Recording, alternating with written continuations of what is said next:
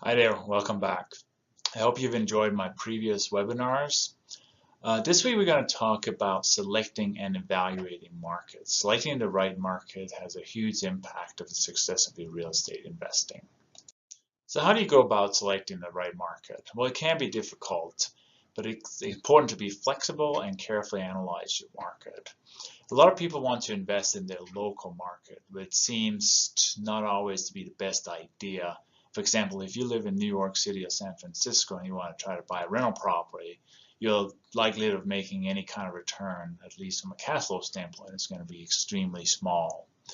So as the saying goes, live where you want to live and invest where the numbers make sense. So be flexible, look outside your local market and really think about where the price makes sense and that you can make a return. Last week we talked about the key financial metrics and you can use those to evaluate the deals.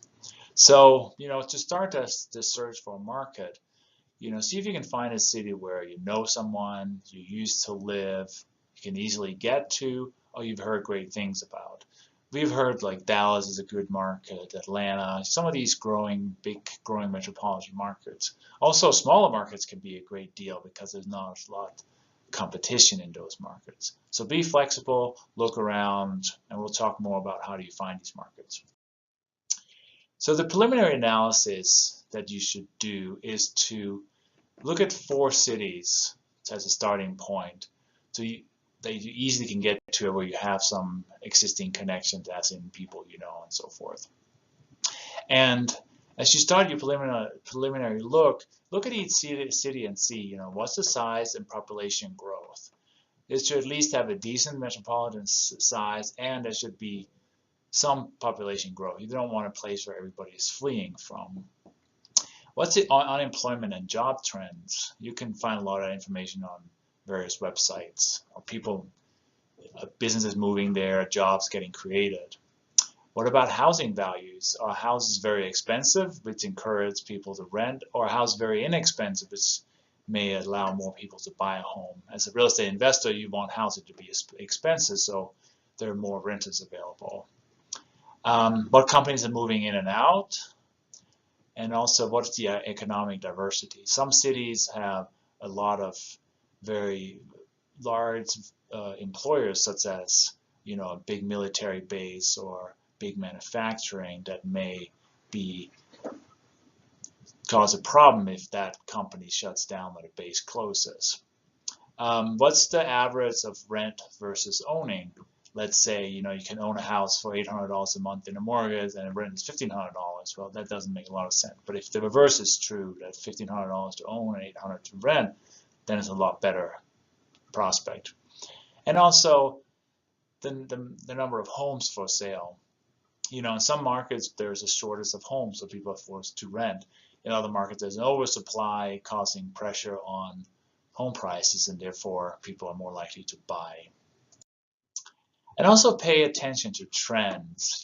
We hear a lot about trends such as people moving from various states, like California, New York, appear to be losing population to other states because of high taxes and other things. So people looking for a more affordable place. And the winners are, other states. Texas has definitely had a huge growth, Arizona, Nevada, and so forth.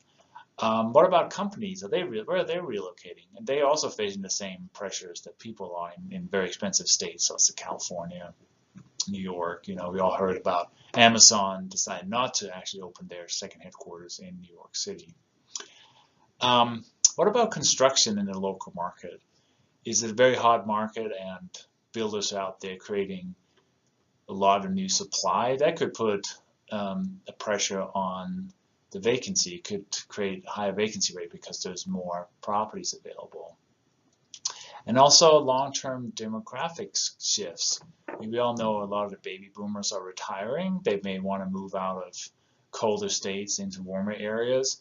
And also millennials, they have, not to categorize specifically millennials, but there's been a trend of more renting and more flexibility. So find those markets that millennials maybe want to live in, or that baby boomers are retiring to. So obviously with the there's a lot of resources out there that we can use for these to do a preliminary research. So here's some I've listed here, and I'll put them in the notes on the Facebook as well. So bestplaces.net is good for comparing different cities. Citydata.com, you get comprehensive data about unemployment and size and growth and so forth. Factfindercensus.com will give you population data.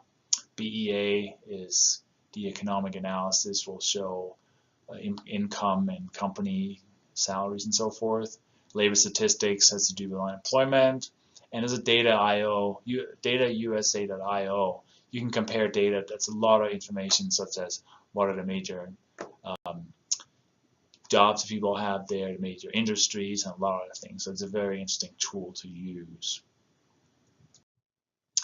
So selecting your market, again, after doing all this preliminary research, you want to go and find a market that has some upside but is not overpriced. So for example, you can go in and find properties that still has a decent cap rate with some upside. You can increase rents and so forth. A place where people will continue to rent. So that means there are a lot of kind of workforce types jobs, blue collar type jobs, where people don't necessarily have the means to go and buy their own homes. They'll be continuing to be renters for a very long time. And once you've decided a few cities that make sense, call some brokers and schedule a tour. Go out there and really look into that market. Do you like the market? Does it make sense? Do you get a good feeling about investing here? And also connect with other investors in that market. Through meetup groups, Facebook, we can easily connect with other people. So do a lot of research to really find out if that market makes sense. So I hope that helped a little bit in terms of selecting a market. Again, if anybody want to get on the phone, talk more about real estate investing, anything of that nature, set up a free call with me, opendoorscapital.com/call. So next week, we're going to talk about finding deals. Where do we go to find these deals to buy these properties? Until then, let me know if you have any questions.